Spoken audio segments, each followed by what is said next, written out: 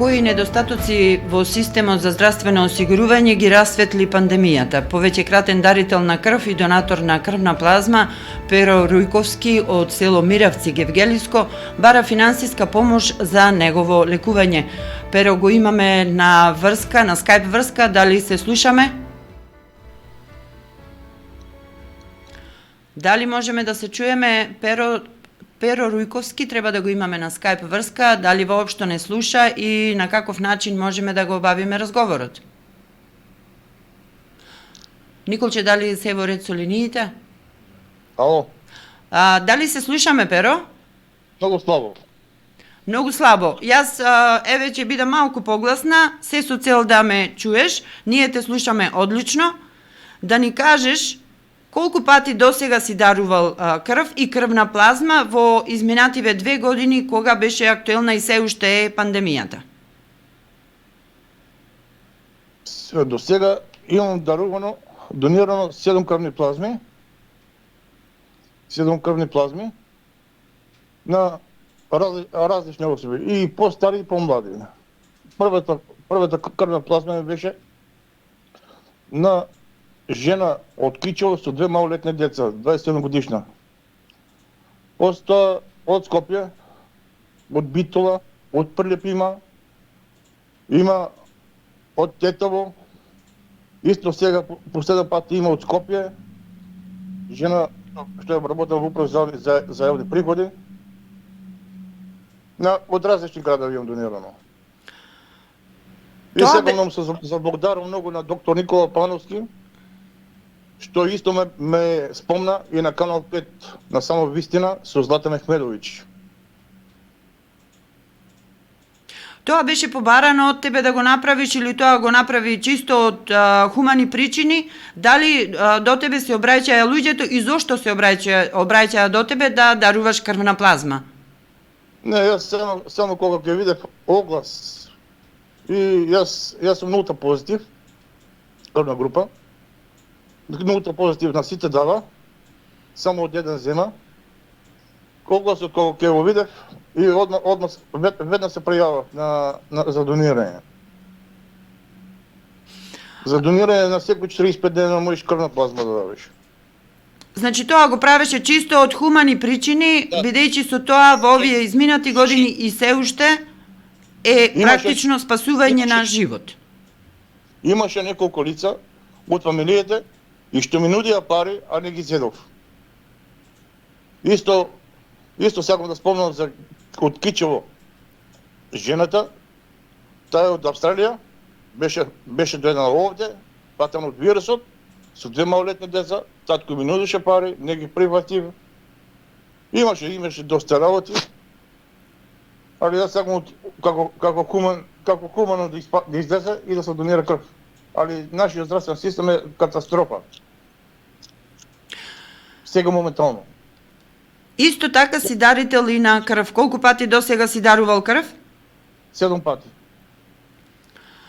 Кажи ми сега каква е твојата здравствена состојба, бидејќи ти во текот на вчерашниот ден се јави во редакцијата на Радио Пела и кажа дека сега тебе ти е потребна помош. Зашто?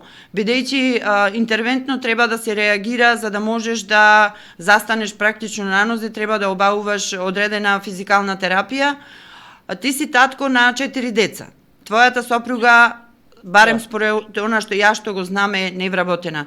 Како обстојува твоето семејство? Дали ти си вработен? Јас сум татко на 4 деца, сопруга со инвалидитет, кратковидна, 4 малолетни деца, од кои двете се со посебни потреби, исто кратковидни. Мојата здравствена состојба е лоша, сега моментално. Имам проблеми со кичмата, претходно имав со бубрезите, имав камен на бубрегот, под големи лекарства и терапија, камен го извадив, оттаму ме фати кичмата.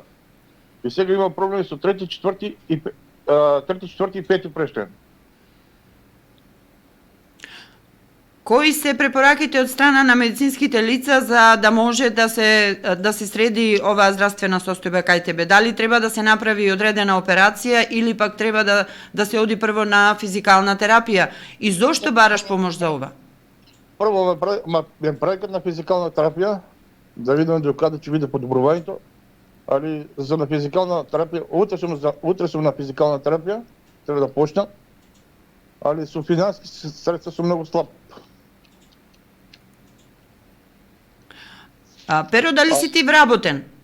Не сум вработен, ниту супругата е вработен. Супругата беше извлечена на еден проект преку Македонски шуми на 300 инвалиди лица и од 2015 година до се уште седи дома. Не е повикан ниту на работа. Тоа значи дека во моментов си невработен, а си бил на одредено работно место. Кој? Дали си работел некогаш? Јас не сум работел никогаш, ниту супругата. Супругата е извлечена на оглас за на 300 инвалиди, но се уште седи дома, не е повикан на работа. Значи ти си активен барател на работа, си невработен и спрема тоа, тебе во секој случај треба да имаш одредено здравствено осигурување, нели е така? Да. Дали тоа здравствено осигурување покрива за да можеш да ја направиш физикалната терапија? Да. Зошто тогаш се потребни средства за твоето лекување? Ајде кажи ни поконкретно. Јас од Негорски бања сум оддалечен 24 км. Секој ден на мене ми треба за превоз по 150 dinara во еден правец. И 150 назад, тие се 300 dinara. За тие услови јас ги немам да ги исполнам. А и физикална терапија таму се наплаќаме некаде околу 400 dinara, 450 dinara за 10 дена. Перо, да ни кажеш дали користиш некакви услуги од социјалното, од Центарот за социјална работа во Гевгелија? Дали воопшто добивате како семејство одредени средства за да можете да обстанете, бидејќи вие сте 6 члено семејство? Супругата користи и тие не стигат моментално. За домашни употреби не стигат. Според твоите пресметки, колку се средства доволни за да може да се обави физикалната терапија и колку време треба да посетуваш физикална терапија во Гевгелија? Според моите пресметки, околу, сега не знам колку дена ќе бидам на физикална терапија, како што бев претходно, како што ми беше скршена раката колку ми беше скршена, беа околу 10.000 денари.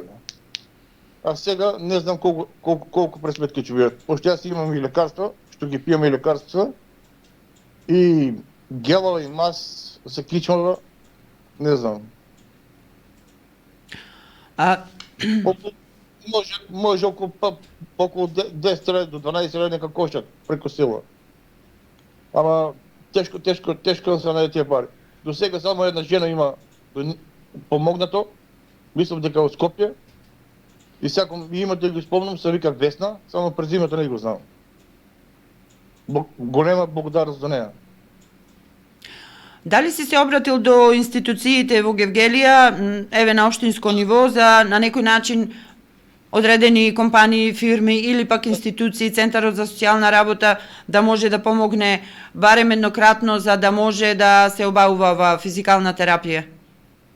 Да, се обрат до општина Гевгелија, барав еднократна помош, кога ме болеа во брезите, ми пуштија 2900 денари еднократна помош. Pero што ќе биде доколку не ги набавиш тие средства кои што во моментов итно ти се потребни?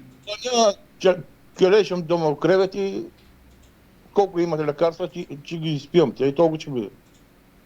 Само многу е лошо кога помагаш на други, а други нема кои да ти помогнат.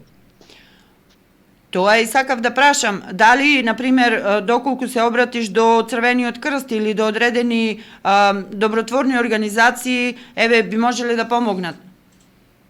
Јас до Црвениот крст во Гевгелија се обратив. Им пишав исто и на Facebook страницата, до сега немам одговор ништо.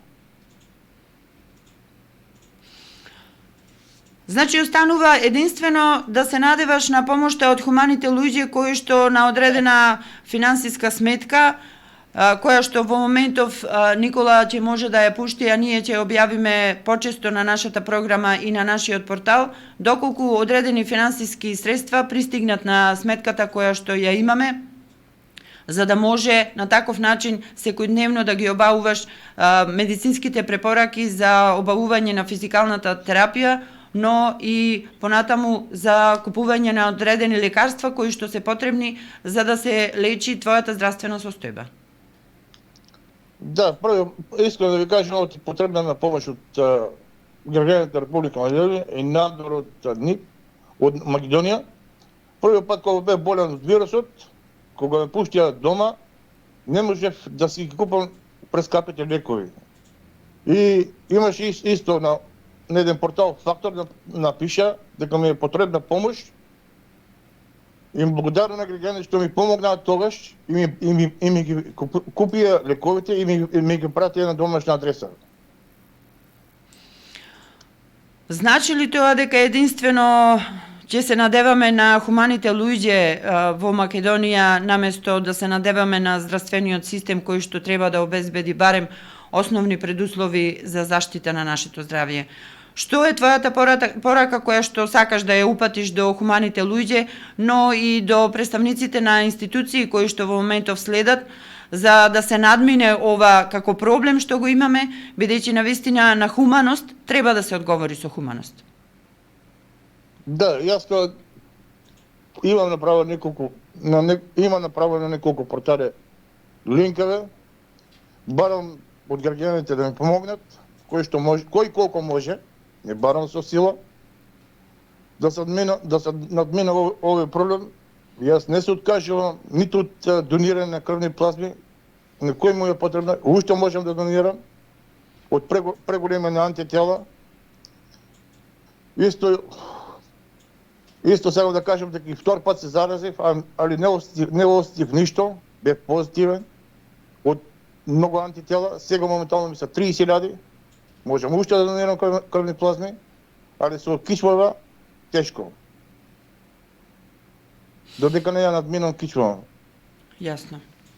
Не можам ниту да станувам, ниту да лежам, од цела вечер сум буден со болки. Сигурно земаш и лекарства против болки, затоа што тоа навистина е тешка здравствена состојба. Боди? Сигурно земаш и одредени лекарства против болки, затоа што тоа е тешка здравствена состојба кога се работи за... Да се надобрзам нешто повеќе. Јас сум алергичен на многу лекови и на анестезија, на аналгетици, зашто внимавам многу и на антибиотиците, пошто лекарите, овде матичниот лекар и лекарите од Гевгелија знаат на кој лекар сум алергичен и многу припазваат на антибиотикот што ми го препишуваат. Сега последен пат ги пијам антибиотик, го пиев, како беше спазмексот